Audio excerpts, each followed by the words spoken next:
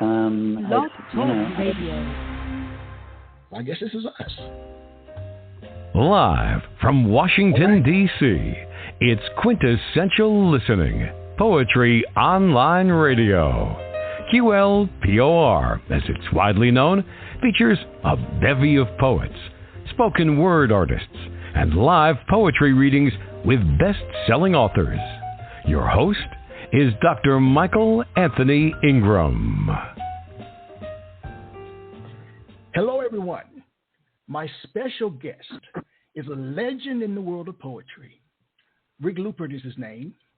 Since 1990, he has been involved with poetry in Los Angeles, a 3-time Pushcart Prize nominee, a Best of the Net nominee, and a 2017 Ted Slade Award recipient. He founded Poetry Superhighway and has published 26 poetry collections. Please join me in welcoming to the program Rick Lupert. Hello, Rick. Hi, Michael. I'm so excited that you're a doctor because I wanted to ask you about my condition. Well, I've not been licensed yet. but don't tell the board that I've been using it for 30 years. Don't tell the board. All right, the medical board. All right, sir. Let's begin this poetic journey. You've seen a lot. You've done a lot. What is poetry to you? What is it? That's a great question, and I think the key words there are to me, because I think that different people will, as I'm sure you know, having asked this question so many times, have different answers. To me, there's kind of a technical definition, which is, I think it's about the economy of language. It's about saying as much as you can with as few words as possible, and just as an artist, for me, it's my way to interpret, filter, regurgitate even the world that I'm experiencing in a way that helps provide context or sense to it, at least for me. Wow. Regurgitate. To spew it out, to get it out of your system in one way or another. Tell me more about the regurgitation process. Well, I would expect that question from a doctor again.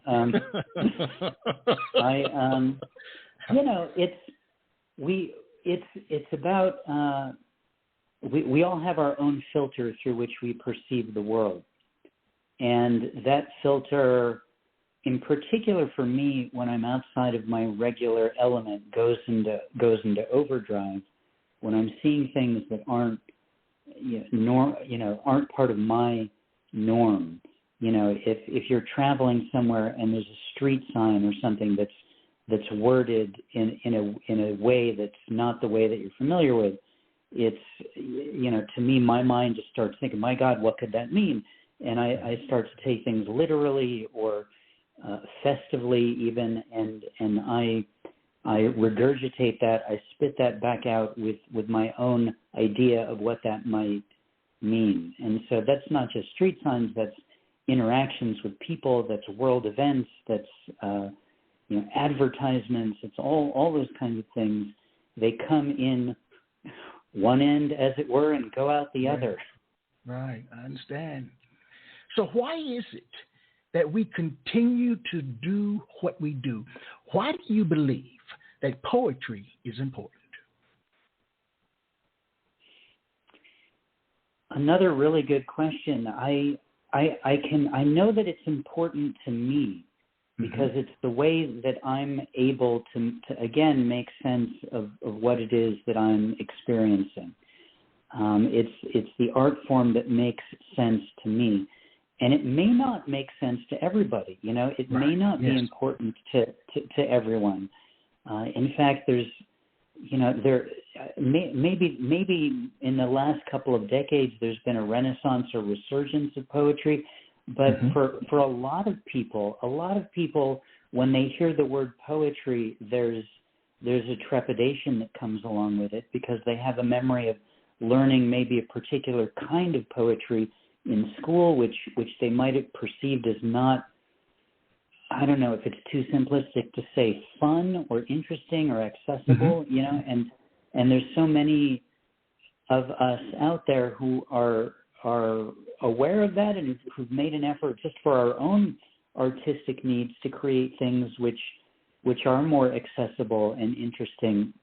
And it's not that I don't mean to say or decry all the poetry that came before, or anyone who's writing that style today. I just think there's a large group of people who aren't engaged in poetry because that's all they know and it didn't work for them, you know? Yes, yes. As you think about your past, growing up, whenever you started the whole poetry, thinking about poetry again, what was an early experience where you learned that poetic language had power? Well, I think, you know, I think it came from when I started to share things that I was writing that I wasn't sure were poetry, and that I wasn't bold enough to label poetry. I was writing things down, observations, things that might have been funny, and I didn't know what I was doing. And I went to a place called the Poetry Circle, which was an event happening at a venue called the Iguana Cafe here in Southern California, which no longer exists. And the idea was that you would just share something that you've written, sitting in a circle with other people, and they would give you feedback. And I was sure I would show up to this, and they would say, they'd listen to what I'd written and go, oh, no, that's not poetry. And then I would know, and then I could move on and do something else in my life. But it turned out that what I wrote resonated with them. And I have to be honest, I wasn't reading a lot of poetry at that time, if any. I was just trying to figure out what it is that I was doing. Right. But because of the encouragement that I received from that group of people, I started going to poetry readings and realized that what I was writing was resonating with people in a way that was good. And then in turn, I became exposed to lots of other poets who were reading and writing stuff that I really enjoyed. And so, you know, the idea of poetry that has power or resonance that you asked about, it's a two-way street. It's both, you know, the question is, can I create something that works, as well as is there material out there that I, just as a fan of the art form, can encounter to enjoy listening to and reading myself. And that's when it all started for me. Now, as you think about your body of work, what are some of the predominant themes that you write about? Well, I write a lot of travel poetry. You might have in my bio there that I've written 26 books of poems. Yes. I'd say 20 of them are travel. So, you know, written while on vacation, you know, like literally written while heading there on the plane, while there and on the way home, and then that's it. I don't travel and then write about it later. It all happens on the spot. And so, you know, it's a lot of it is about the experiences of being in new places, being a stranger in a strange land. Because like I mentioned earlier, that's when my filter just goes on overdrive, because I'm experiencing all kinds of things for the first time, all kinds of people, all kinds of food, all kinds of history I'm learning about, and I'm not distracted by my day-to-day. Oh, I've got to work. I've got to make sure that that I get my kid off to where he needs to go. I need to make sure that I do this obligation. Like, my only responsibility while traveling is to have this experience. And so, you know, so much of my work is about these experiences that I'm having while on the go. Plus, the other big thing, the rest of the year, when I'm not on a 2-week vacation, I write a ton of Jewish poetry. Okay. I write a poem for every Torah portion every single week. You know, with the idea being that I really want to participate in this tradition that my ancestors have been doing for a long time, just to keep the link in the chain between me and them and the people who come after me solid. So tons of Jewish poetry comes out the rest of the year.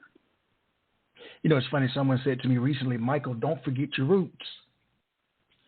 And that just really struck me, not so much in a very positive way, because I don't think that I ever have.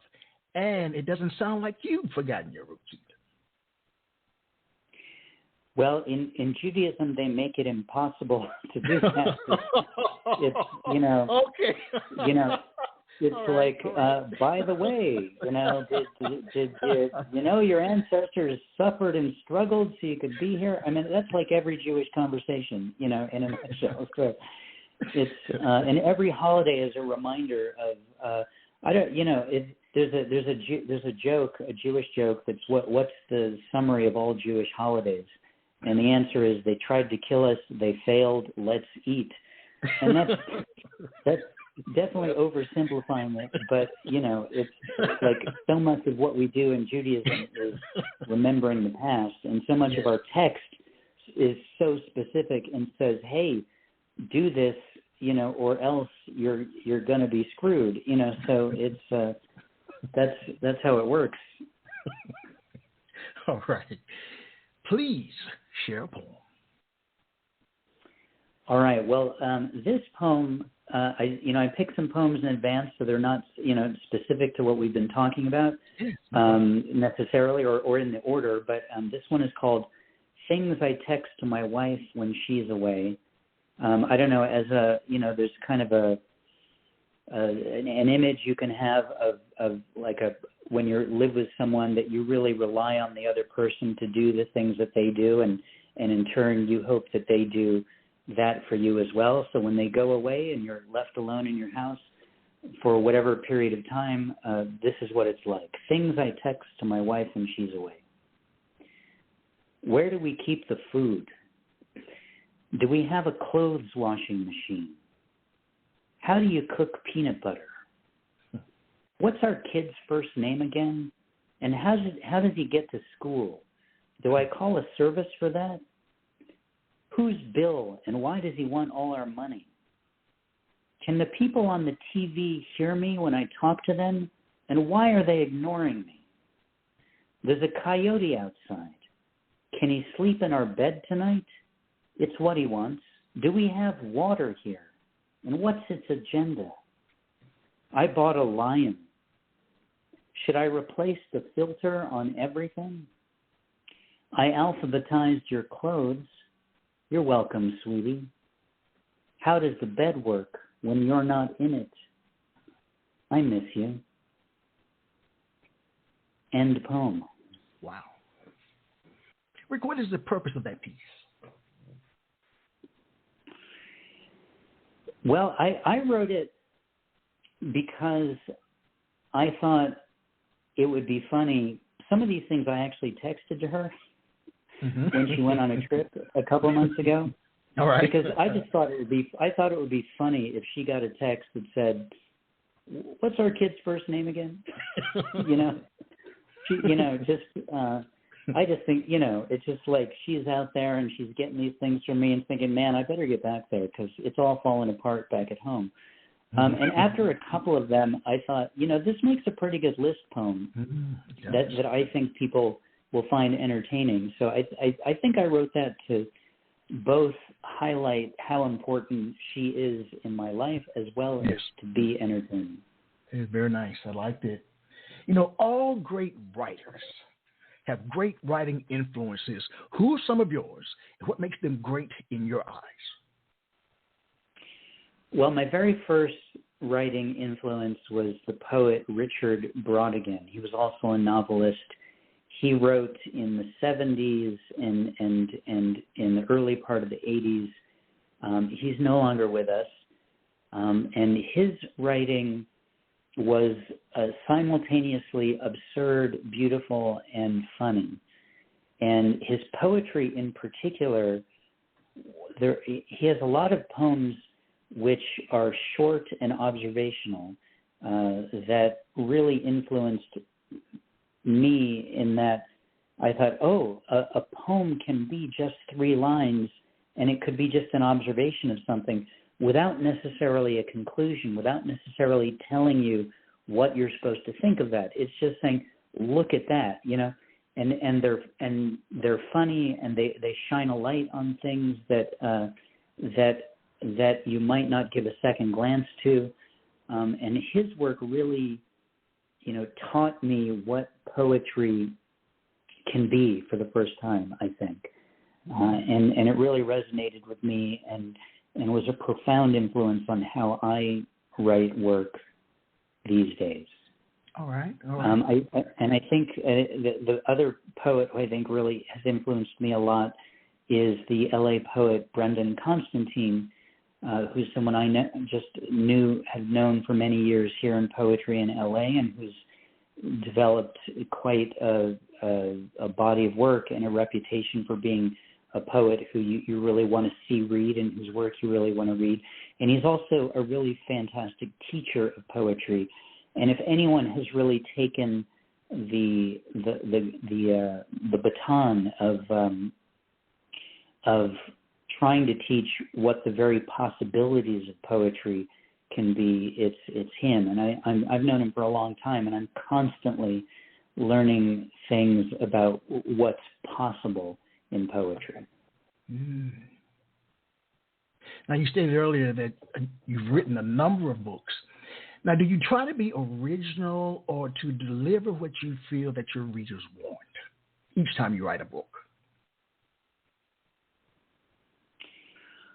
I don't know that I do either of those. I think I'm writing what I think is interesting and funny, and or shining a light on the experiences that I'm having. And I think, there's a lot of, in particular in the travel books, there's a lot of common ways that I write things and observe things, and imagery that comes back. And I'm saying it as if, and there's just a lot of absurd, ridiculous things that come along too. And then sometimes I'll break down the fourth wall and I'll address the reader, and I'll say things like, and by the way, if on this trip, like on my others, I'm not in a lot of museums writing a lot about, paintings that I'm seeing. So if you want that, you should really check out this other book that I've written, so I'm there. I definitely, I guess, truthfully, I'm writing aware that people are going to read it and that they may have also read a previous book, so I'm kind of saying, hey, I see you out there, and I know that you're reading this, and you're kind of part of this experience too. All right. What do you think, Rick, makes your poetic voice different? Well, it's a lot to assume that it is. Okay. All right. I try to approach, with I can only hope that what I'm writing is something that people enjoy and that resonates with them in one way or another. I very often, I write a lot of stuff that I hope is funny, and the litmus test is, does it make me laugh? I have to be honest, I have a lot of experiences where I see something and then think of something which I think is funny and then start laughing, and then my wife will immediately say something like, what did you just think up that you thought was hilarious? Almost like an indictment, and so it's, I think I'm funny a lot of the time, and I'm not the only. I guess the issue I have with the question is, I'm not the only one who's funny. I'm not the only one who's writing travel poetry. I'm not the only one who does whatever it is that I do. And I think that that's the case with anyone. But is when it's my turn to write or be heard or read, do people enjoy it? Do people think it's funny? Do people are people able to see what I'm seeing? Are people able to, if I'm writing something that's serious, does it resonate with them? I can only hope, maybe not more so than anyone else, but at least at that moment for them, does it work? I just had a revelation about that particular question when I asked what makes your poetic voice different. An answer could be, it's mine. I'm the only one who possesses my voice. I never thought about that. After all the times I've asked that question, that is mine. This is my world. That's the perfect answer to that question. That's the perfect answer to that question. Yes. Please share. I take back everything I just said. It's mine. That's okay. All right. You can have it. All right. Please share a poem, my friend. All right. This one, it's Hanukkah right now, and part of Hanukkah is frying foods in oil to remember that a long time ago a little bit of oil lasted a long time. And one of the things that we fry is potato pancakes. It's my favorite thing to eat, probably. And this poem is called Unrequited Potato. The cruelest thing a man can experience is waking up to the smell of potato pancakes, only to find the empty pans and realize they were for your son's kindergarten class holiday feast. They are gone. No latkes for you. Like the Irish potato famine happened again, localized in your kitchen. End poem. Rick, I didn't have time to settle in, and you were done. That's funny. I used to host an in-person reading at a venue called the Cobalt Cafe. Yes. And right now it lives on as a virtual series, a Zoom series, 6 years after the venue closed. Wow. And I remember, it was a 7-minute time limit, and so people could get up and be up there for a long time. And there's, a 7-8 foot step walk to the stage, and then a big step up to the stage. So like I would introduce the person, I'd go sit down, and sometimes they would read one short poem and then get off the stage, and I would joke, my butt hardly had time to compress the seat cushions before you were finished. That's right. I turned around and you were done. So would you please share it again? I'm settled now. Please share it again. All right. You want that one again? Okay. Of course, yes. Potato. Here we go. Get ready. Yep, I'm ready now. The cruelest thing a man can experience is waking up to the smell of potato pancakes, only to find the empty pans and realize they were for your son's kindergarten class holiday feast. They are gone. No latkes for you. Like the Irish potato famine happened again, localized in your kitchen. End poem. Sorry. I got it that time. Wow. Do you feel, Rick, that a poem tells... Oh. Do you feel that a poem tells you what it wants to be? I'm trying to think of all the conversations I've had with my poems, and mostly they just tell me they're hungry.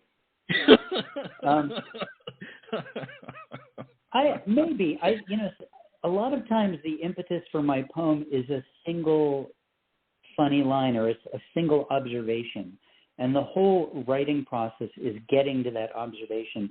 And so sometimes poems end up being really short because I realize I don't really need to provide a lot of context or description or anything to get to that line. So, if I have this one idea or one funny, set of words I want to get out there, and that's the punchline of the poem or the culmination of the poem, it's, how do I get there as efficiently as possible? So when we do get to that line, everyone knows everything they need to know. And I'm not saying too much so that it belabors the point, or I'm not forgetting about the economy of language and just getting there as quickly as possible. So I think yes, sometimes poems tell me where they want to go.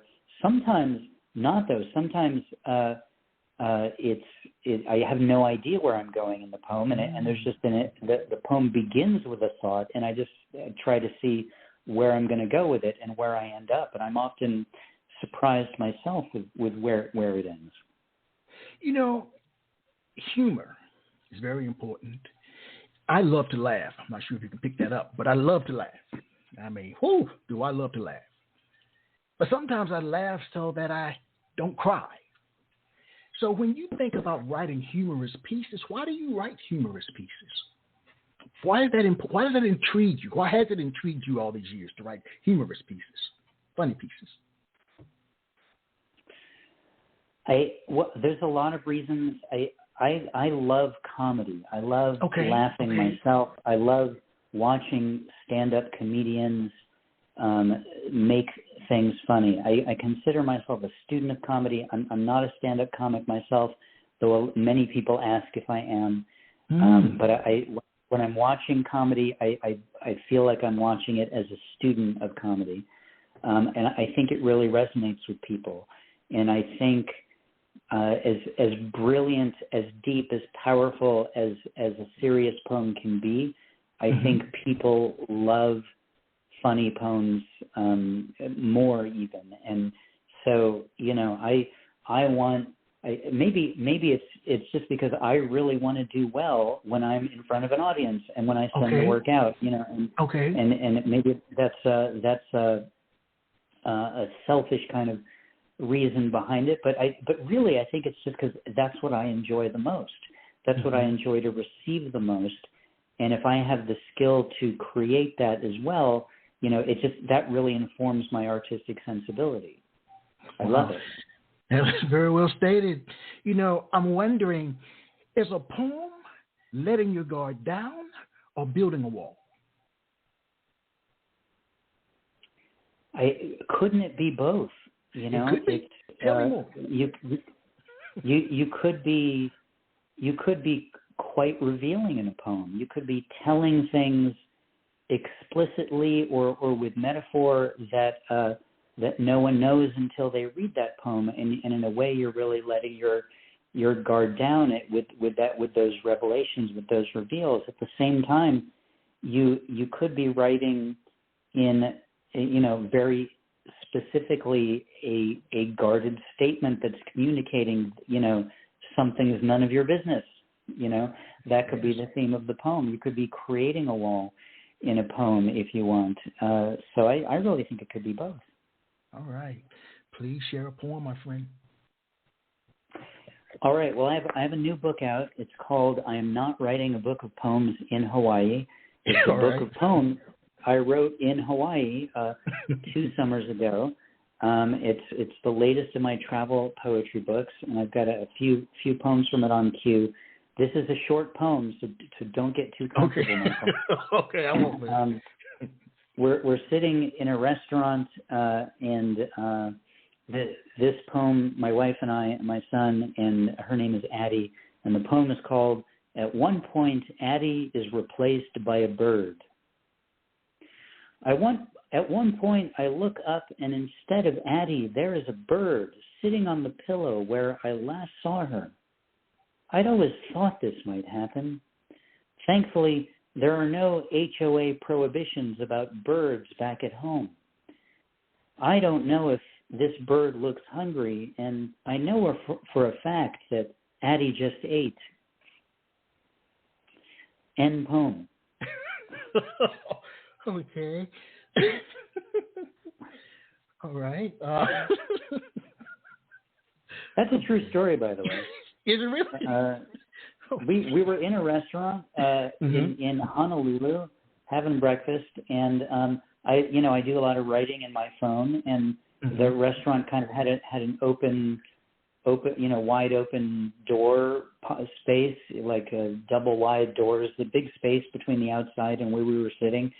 I just looked up from my phone, and instead of Addie, there was a bird. It's like, oh man, how's this going to work? Monkals Kalu stated that poetry is like a canvas. You can paint any picture with it. Do you believe that, man? Oh, absolutely. And I think that applies to any art as well. I think that you're an artist of any kind. You're a painter, you're a poet, you're a drawer, you're a novel writer, you're a collage artist, and if, let's say all of those people are in the same room and they all are given the same idea, or they all come up with the same idea. They can go to their unique blank canvases and create whatever they want with that idea. I mean, if art isn't a blank canvas, I don't know what is.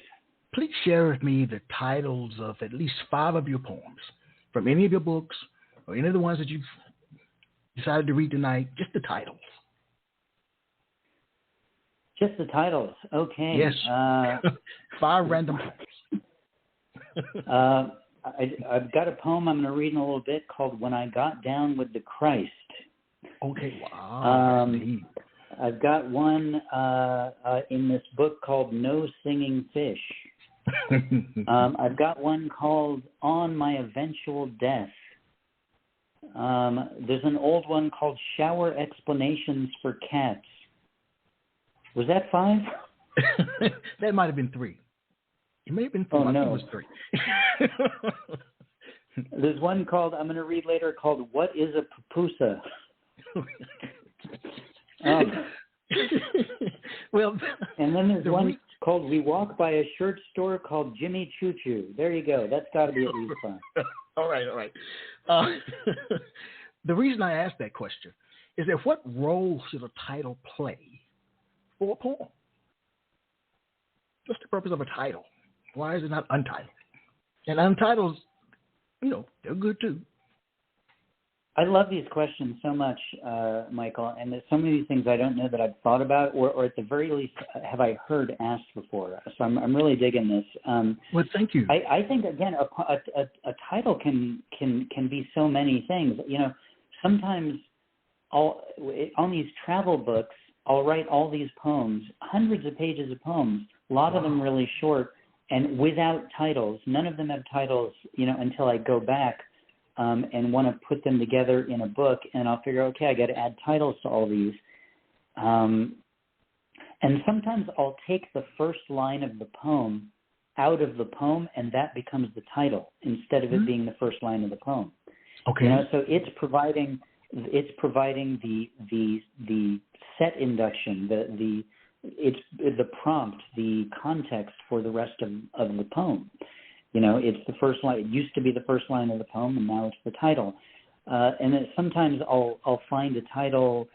I'll write the poem. I rarely write titles first, I should say, as well. I'll find a line in the poem or a theme that kind of makes sense. That gives you in the title maybe what you're about to experience is going to be this theme that's described in the title. So, I think it can provide context for a poem. Sometimes folks use language or imagery in their title that's not at all in the poem, and it becomes a puzzle. You're trying to figure out, well, what is revealed in the title that I need to learn about in the poem somehow. So it can really serve many purposes, I think. Oh, wow. Well, please share one more before we take a break. All right. Well, I'm going to read another poem from my book of poems in Hawaii. This poem is we took a tour around the island of Oahu, and the person who was our tour guide on this bus, his name was Jack, and it turned out he just by random coincidence that he used to be a slam poet, and so we became friends and talked about poetry. And when I had the publication reading for the book, he came on and read. So. This is for him and that experience. It's called Jack. I met Jack today, and so much of Oahu, its hats and its blowholes, its shrimp farms and bird sanctuaries, its macadamias, and just the heads of its sea turtles. The Pacific and I became one. I saw the valley where the plains first breached the land. I had nuts and coffee and sugar cane.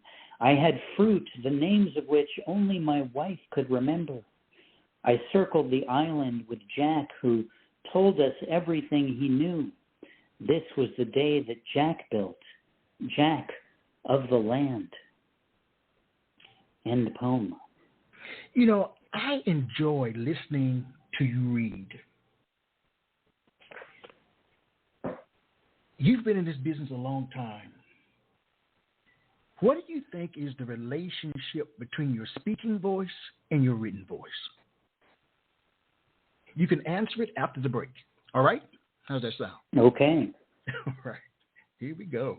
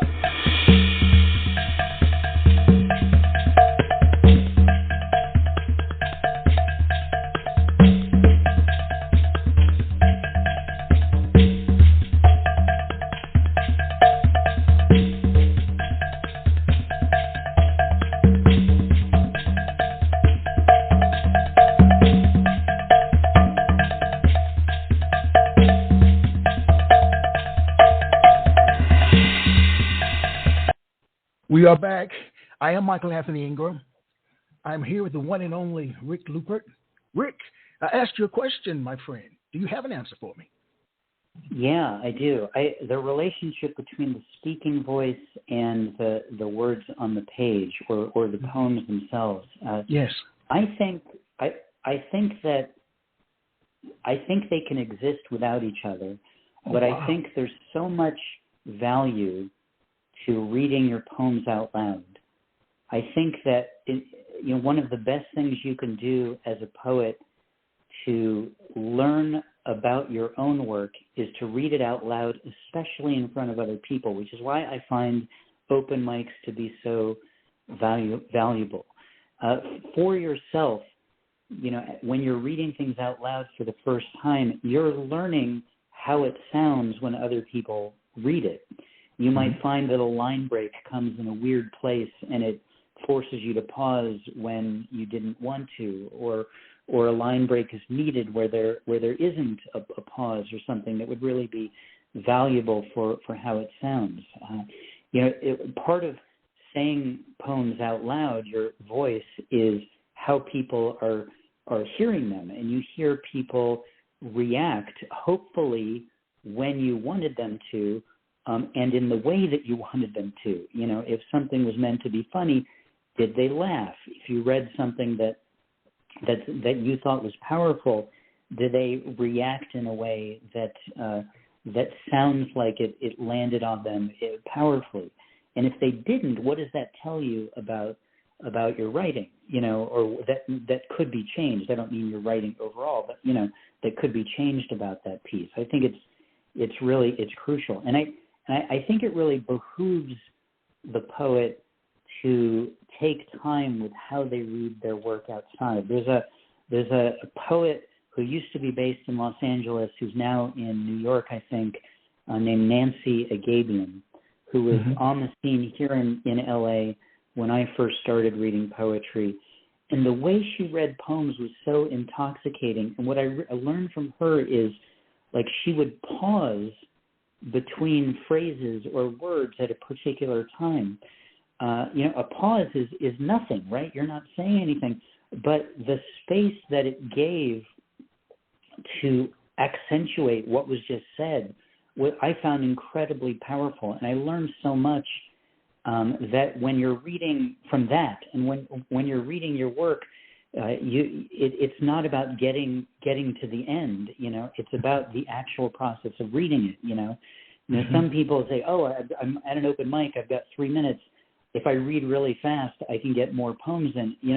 Well, that's not serving your work that well. It's not about trying to get as much in. It's about doing the things that you have the time for in the most impactful way possible that serves those words that you're reading, and they deserve breathing space. They deserve pauses so people can react to what you say, so people have time to receive it. So I think there's such a profound relationship between the spoken word and the written word. Now, here's a slight slant on that question. Is a poem or the poet the focus of a performance?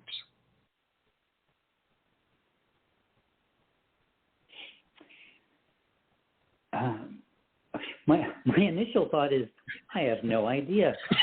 Okay. That's okay. But I don't either. But I suppose that, again, a lot of these questions you're asking, they really lend themselves to not having definitive answers. I mean, it could be both. If there's a, hopefully the art that you've created stands on its own, and you're up there to share it. But at the same time, I'm sure you've been to readings where there's been amazing poems read, but the person who read them didn't read it in a way that was all that great, or it was kind of dry, or they sped through it. And so, in that case, there's for the audience, the experience, the focus really is, well, when are they going to be done? Yes, and then there's on the other end of that coin, there are poets who are so good at their performance and at their reading that they could get up and read anything. They could read the phone book, and you would love it so much just because they're so good at the way that they do it. And of course, the dream is having both, having the poet who really knows how to read their work and really knows how to write, so it could be any of those things, I think. Yes. It's funny, when I started sharing poetry, I view myself as being a performance poet, spoken word artist. I felt that my work was so different because I was so wrapped up in the emotion of it that it was truly an out-of-body experience, and it's always been that way.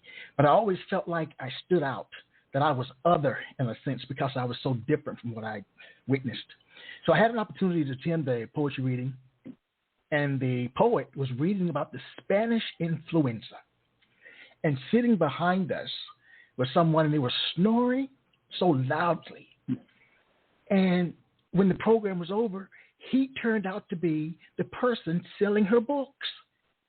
And I said, you know what? I'll never put anybody to sleep. They may not like it, but I will never put you to sleep. And she had good work too. So I don't know if I told that story, but it just kind of reminded me of that you would want it to be both, the poet and the performance work intertwined somehow. Sometimes it's hard to do. What do you think? It's hard to do. Both they're different skills, right? Mm-hmm. You want to write good, and you also want to be someone who services your work well by reading it well. Mm-hmm. So you need both, and it's worth putting thought into both, so you do them both as good as possible. Yes. I think to be a good writer, you need to do two things. You need to write a lot. You need to, that's, in other words, that's practice. You need to practice your art to be good at it. And the other thing that you need to do is to study it. And to study it, that means you're reading a lot of other people's work, because you need to see what other people are doing. You need to, understand what you like and don't like and how they do it, to figure out how or whether to incorporate that in your own voice. And you could say the same thing for people in reading their poetry out loud. For performers or readers of poetry, you need to do it a lot yourself in order to get good at it, to practice it, and you need to see a lot of other people doing it, because you'll see what works and doesn't work for you. And it doesn't mean you need to copy anyone's style in terms of writing or reading, but you sure learn a lot from exposing yourself to other people doing it. I agree. So how would you classify your ability to write poetry as a creative gift or creative art? I want to say art, because I believe I'm engaged in the art form of writing poetry. Okay. And I believe that anyone has the gift to do any art form that they want. Mm-hmm. And it's just whether they choose to do it or not. And I think that having that gift doesn't mean that you're good at it when you start doing it. I think the gift really is liking to do it. Like if you're a poet, it's because you like writing poetry. And that's what the gift is. It's finding something that you enjoy doing. And getting good at it is a whole other process of what I was just talking about. It's by practicing doing it and exposing yourself to other people doing it. Now, do you think you were meant to be a poet? I don't know. I really don't know. I think it's something I enjoy doing. A lot of people really want me to go into comedy, and perhaps that's what I'm meant to do, and I've just been too lazy to go to comedy open mics. Yes. Maybe that's what I'm meant to do, and so I'm channeling my comedy through some of the poetry I'm writing. Was I meant to do it? I don't know. Maybe I'm certainly enjoying doing it, and finding some appreciation out there when I do it. So perhaps so. So what surprises you most then, Rick, about being a poet?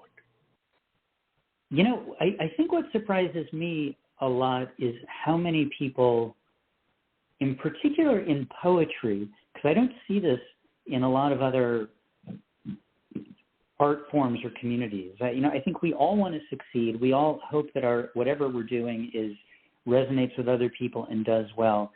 I feel like sometimes I see in poetry people who are more in it for themselves and what they can accomplish rather than the other half of it, which is because you love the art form, and not only do you want to create it yourself, but you want to experience the best of it from other people.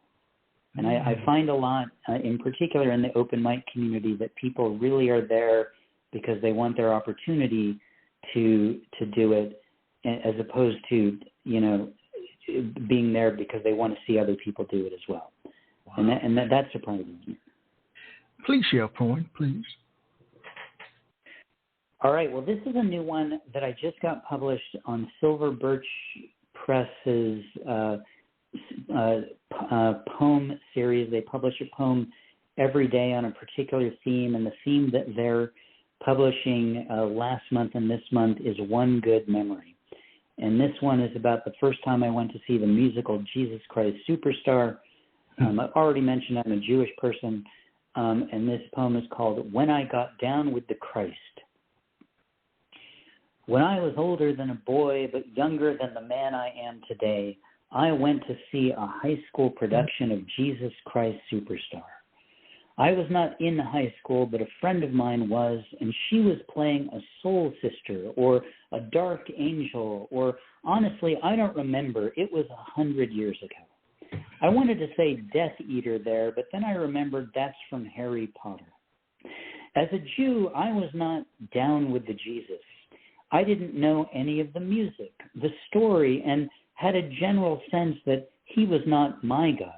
Somehow I found myself in the center of the front row, a little Jewish man alone at a high school with Romans and parents and Christ. Judas came out first.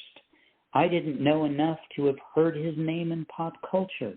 But now, whenever it gets mentioned, I have deep memories of that guy and what he sang. Then, what's the buzz?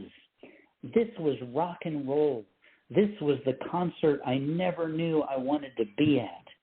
At a certain point, me at this high school with these people in the last throes of their childhood almost pulled me out of my seat to mosh pit in the space between the front row and the orchestra. To say this musical, this high school production was better than Cats is to say that there is air in the air.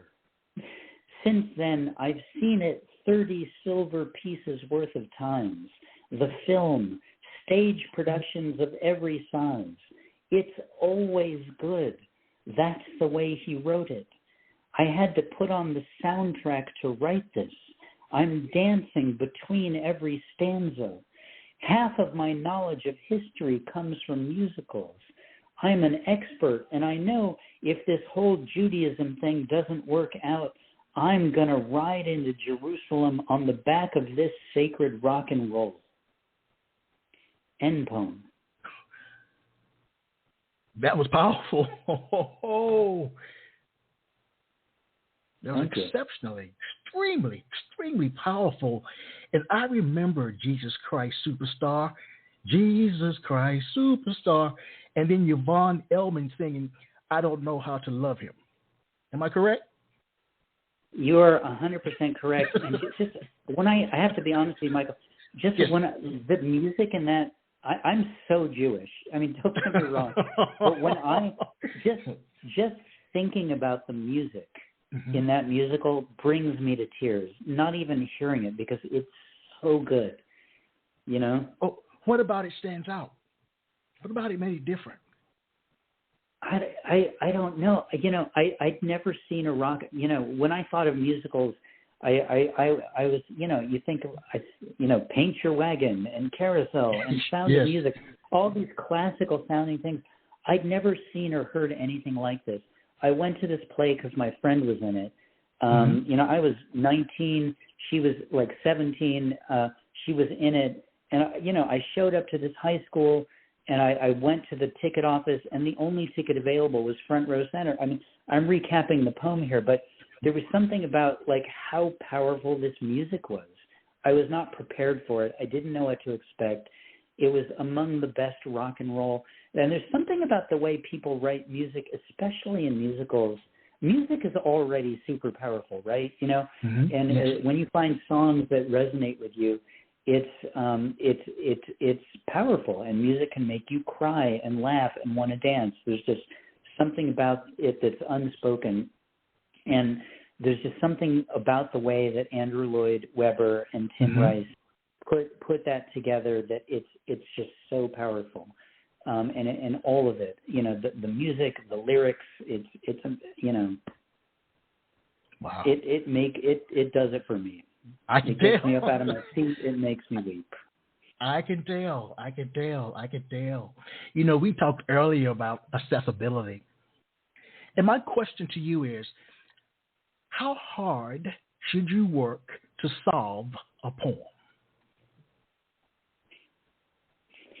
Some poems, you know, I've abandoned poems that I opened. It was funny. I opened up I was going through poems, maybe to get ready for this even. Like, and I've got my poetry folder on my computer, and there's all the titles. So I typically want to, you know, see what I've written most recently to make sure that I'm reading the newest things in case anyone is coming back to see me read. I don't want to read all the same old stuff all the time, and I get really excited about the new stuff. So I'm just opening up the new files and, well, what's this one? What's this one? And I opened up a poem which had a title, and it was just a blank page. Like I put the title down, and I never wrote it. Like I never solved this poem. I couldn't even get the first line down. But there's the document just waiting for me to come back to it someday. Right. You know, so I don't. You know, I'm kind of I think Allen Ginsberg said first thought, best thought, and I'm a free-form writer. And very often, if I don't get the poem out like within the 5-10 minutes, like I'll leave it and I won't come back to it. You know, so it's and that to me might mean that this wasn't a solvable poem for me, or at least for that moment. So I don't know that it's important to solve the poem, but other people might have a completely different answer. You know, and some people, Walt Whitman worked on Leaves of Grass his entire life, so and I don't know when he was done that he figured that he solved it, but sometimes we come back to things and realize that we're fine at the time, but then we we say, I'm going to change this. I'm going to do something different with it. And I think it's okay that we do that. So I think it's fine if we don't solve the poem. I think it's fine if we solve the poem. I think it's fine if we come back to the poem 5 years later and solve it a different way. Well, that's a perfect segue into this question, and you may have already answered it just now, but I'm going to throw it there again.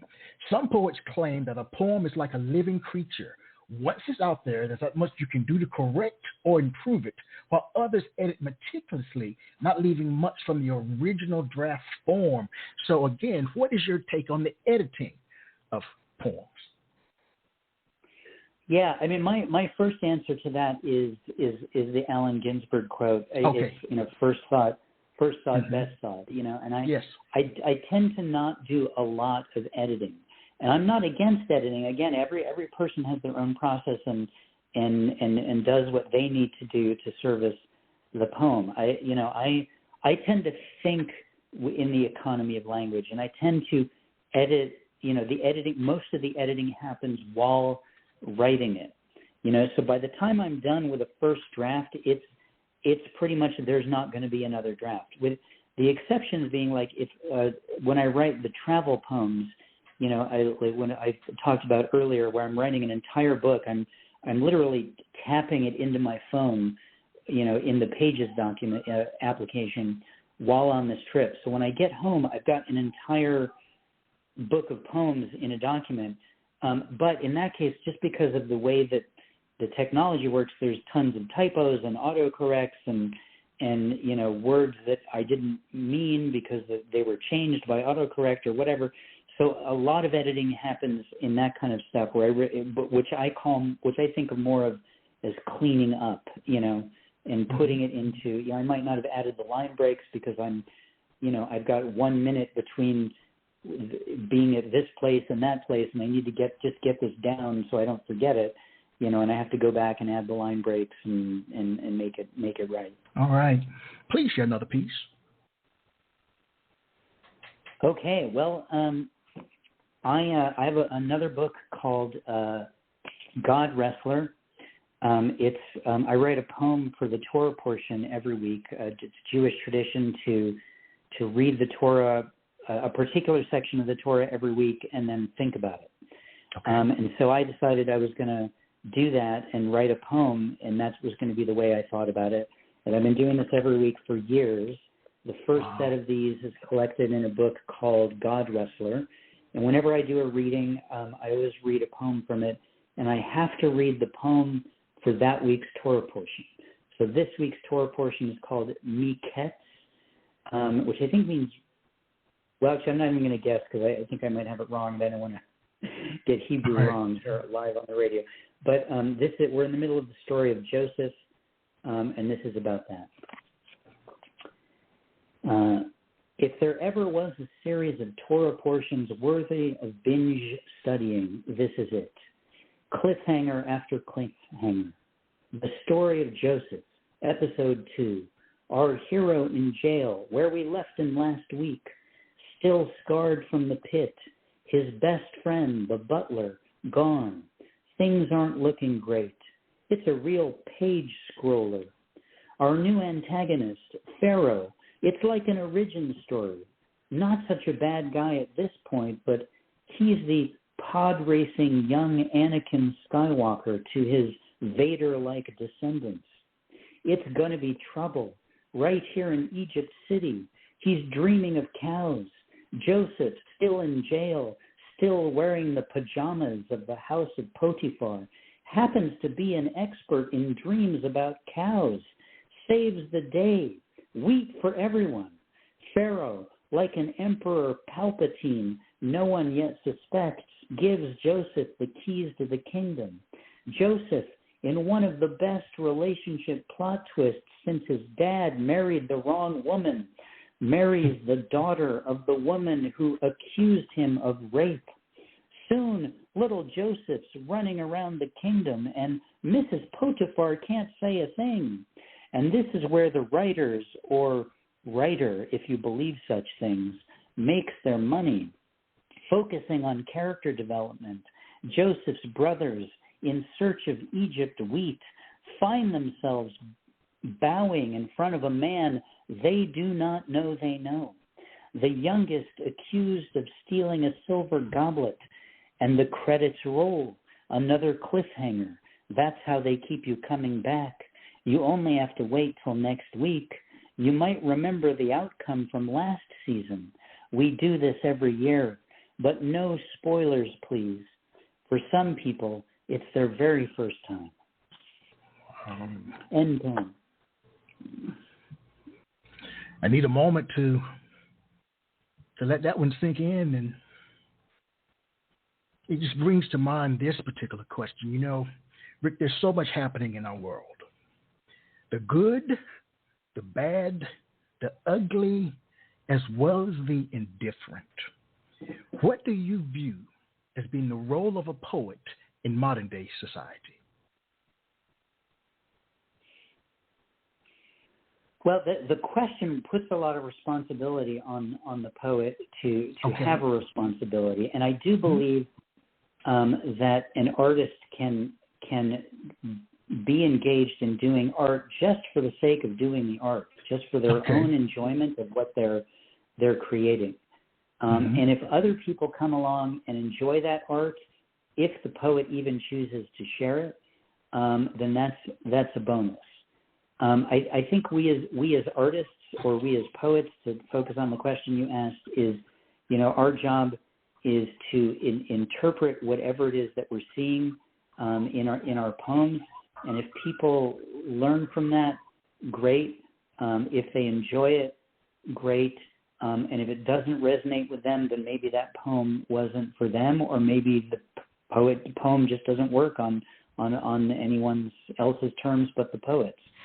I know during the previous president's administration, I wrote a lot of poems directly responding to things which he was saying, which I found incredibly egregious, and that I wanted to shine a light on.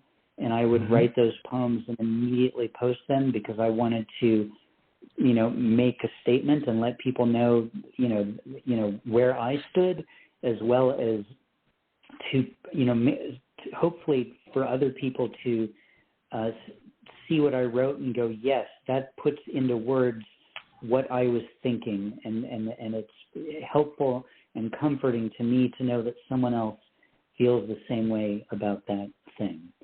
So to answer your question in a nutshell, none at all, or possibly the greatest role available. All right, I like it. I like it. Because I plan to ask you as a follow-up to tell me about a poem you were proud of writing but afraid to share for fear of misinterpretation. So I'm sure when you wrote those poetry about a previous POTUS, there could have potentially been the possibility of misinterpretation. Correct me if I'm wrong. Well, I don't know. I was very specific and direct in what I wrote. So, like I would say in those poems especially, there wasn't a lot of wiggle room to know how I felt. You know. Okay. All right. Yes. Yeah. All right. Well, so, you know, Rick, we've reached. Because we're almost going to run out of time. I'm enjoying talking to you. I really am. Yeah, this is fun. You're making me think about things in a different way. I like that. But we've reached a time in the program that I view as being really important. As I shared prior to the show, I view it as being the mini poetry concert where you share 3 or 4 of your pieces back to back, no interruptions from me. Rick, you know the stage. The stage is yours. All righty. Well, I have 2 poems left that I had prepared, and I'm gonna see if I can find one more, so that way I can round it out and make it 3. So here's one I just found out. Just a funny thing. I realized that poem I was talking about that was just a title. I had put that in my set list, not realizing that I hadn't even written the poem yet. And that was it. So that's not going to take very long. That one is What is a Pupusa? And that's the whole poem. I never got to writing what a pupusa was. But here's one called I Don't Want to Go Long. I don't want to go long. Thank you for having me. I don't want to go too long. I don't want to overstay my welcome. I just want to go long enough that our hair falls off. I only want to go long enough that our hair lying on the floor turns gray. I only want to go long enough that the dinosaurs come back and say, hey, where is everybody? I only want to go long enough that the taste of me on your tongue is visible to your neighbors when you go home. I want them to smell it. I want them to tell you they want to make a pie with it. I want it to be the centerpiece of your block party. That's how long I want to go. I don't want to go too long, just long enough. Thank you for having me. This next one is called, this is a newer poem. It's called How Many Times, and I wrote it at the beginning of the Ukraine war. I don't remember a time when war wasn't on the tips of everyone's tongues. Every page of the history books is littered with it. Even our ancient text tells us who to go to war with. In the recent memory of our grandparents, there was the war to end all wars, and soon after that came the next one. They've made movies and TV shows about the intermediary wars. The peace and love of the 60s went hand in hand with Vietnam. And then there's the modern wars that have gone on so long we forgot they were happening. What a surprise when they ended and people were mad for some reason. This intrusion into Ukraine may be my 13-year-old's first war, or at least the first one he gets to experience from the beginning. I remember when my people left Russia. It seems the Tsar is still at it. He wears a modern suit now. He tells cameras and phones lies about what isn't really his. He sits in an office far from where the cannonballs fly. And I've got one more. All right. This one is from my new book. I am not writing a book of poems in Hawaii. And it's you can check out, if you're interested in that book, you can go to my website, poetrysuperhighway.com, and /Hawaii. It'll take you right to the book. I should mention also I've got another, if you're interested in my Jewish poetry, I have a whole separate Jewish poetry website which is jewishpoetry.net, and every Jewish poem I've ever written is free to read there if you'd like. And there's a link to buy my book, God Wrestler, if you're so inclined. This is one of the last poems in my Hawaii poetry book. I think this was written on last night or the second to last night in the resort that we were staying, in the bar listening to music. It's called At the Olelo Room. One of them plays a left-handed 12-string guitar, the other a stand-up bass. They're standing up behind plexiglass screens, as is the custom of our time. For a Hawaiian duo, they play a lot of classic English tunes. We learn that's because that's what Table 33 wants. But we here in Table Back of the Room want to hear more Israel Kamakawiwa Ole. Our waiter says the song we Shazammed is one of his favorites. Ours too now. They play something Hawaiian with a strumming that you have no choice but to internalize. They play I Can't Help Falling in Love with You again, and I can't help but weep. Addie's drink is too sweet, which she communicates by moving her lips back and forth in a way that I didn't know was possible. All we needed was that last song, It's 10 o'clock, which might as well be 1,000,000 o'clock the way we feel. Our sleeping child in another room beckons. Thank you, Michael. Wow. You know, there's so many more questions that I want to ask you. That's why I want you to come back for round 2. But I will ask you these final questions. You've worked with so many people over the years. What advice would you give to poets about finding their voice? What would you tell them?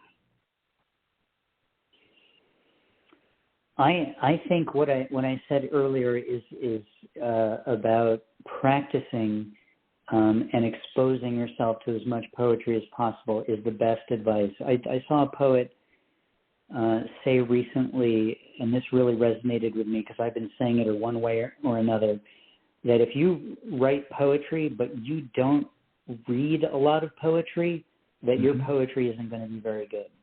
Okay. You know, there's two sides to being an artist. It's making the art. You have to do that as much as possible, even if a lot of what you're doing is not your best work. You need to keep writing as much as possible. You have to be engaged in the art form. And the other half of that is exposing yourself to as much of that art that other people are doing. You have to read so much other poetry. Again, that's going to help inform your voice. You're going to hear things or read things that you love, and the way that they did it makes sense to you, and you're going to incorporate that in the way that you write.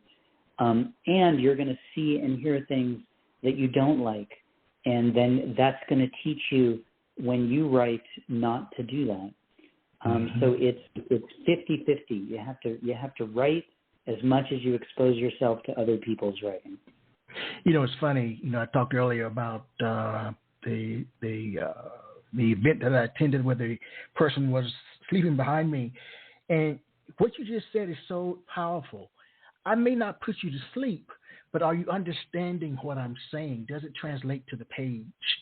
And I need to continue working on that. I really do. So thank you for that. That's a wonderful reminder.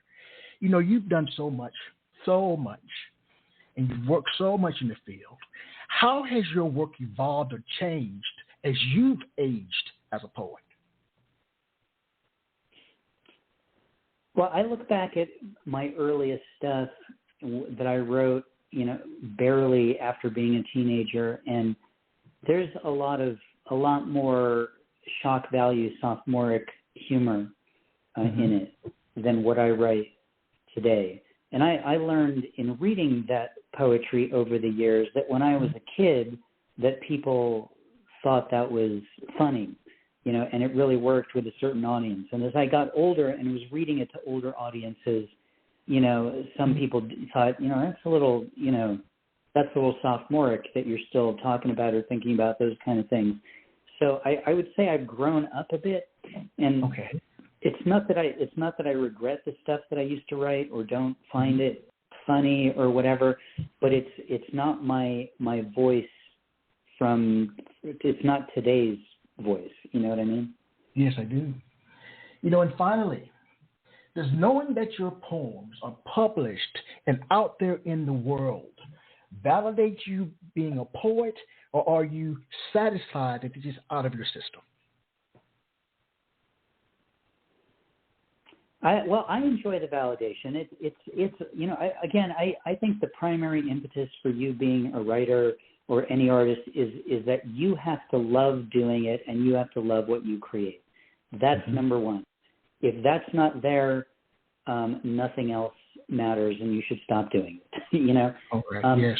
If you get so lucky that other people enjoy it too, and that validation comes from just them hearing you read it at an open mic, and they say, I really like that, or it comes from the validation that you submit your work somewhere and another editor looks at it and goes, yes, I like that and I'm going to publish it.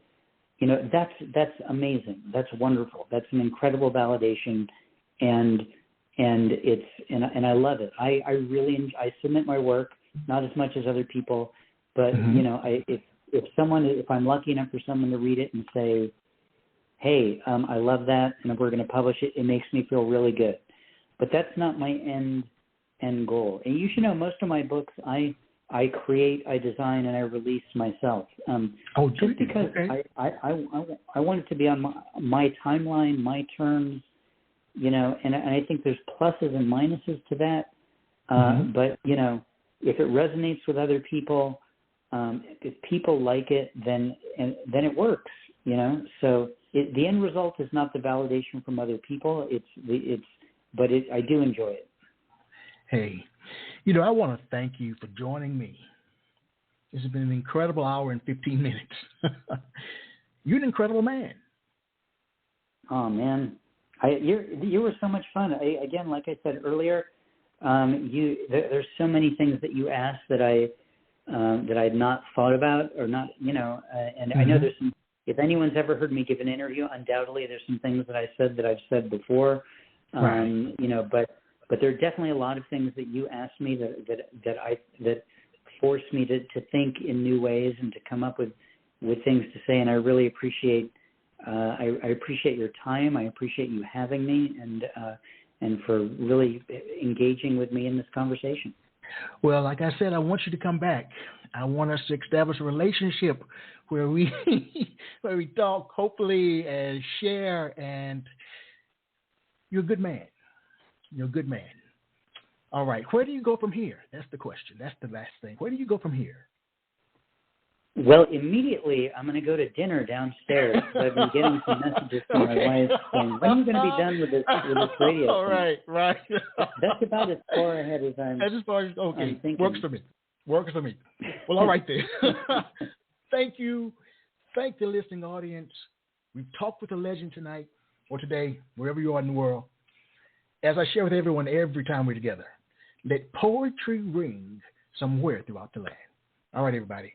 Take care, Rick. Happy holidays to you. You too. All right. Thank you. Yes. Quintessential Listening, Poetry Online Radio, is available on iTunes, Spotify, SoundCloud, and Stitcher. You can also check out the website at qlpor.com.